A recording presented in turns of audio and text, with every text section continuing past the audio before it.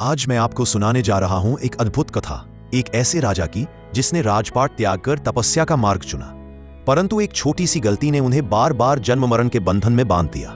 यह है जड़ भरत की अनोखी कहानी, जो हमें जीवन का सबसे बड़ा सत्य सिखाती है। राजा भरत ने अपना वैभव और सिंहासन छोड़कर वन का मार्ग अपनाया।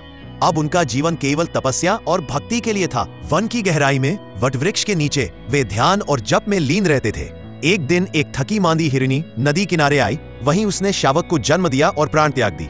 राजा भरत का हृदय दया से पिघल गया। उन्होंने उस छोटे शावक की देखभाल अपने पुत्र समान की। धीरे धीरे उनका मन तपस्या से हटकर हिरण के प्रति मोह में बंध गया। मृत्यु के समय भी उनके मन में केवल वही हिरण था, और इसी स्मरण ने उन्हें अगले जन्म में हिरण बना दिया। अब वे हिरण रूप में जन्मे, किंतु पिछले जन्म की स्मृतियां उनके साथ थी। इसीलिए वह हिरण साधुओं के आश्रम में रहता, ताकि उसका जीवन फिर से भक्ति में बीते। अगले जन्म में वे जड़ भरत बने, बाहर से मौन और अज्ञानी, पर भीतर से पूर्ण ज्ञानी।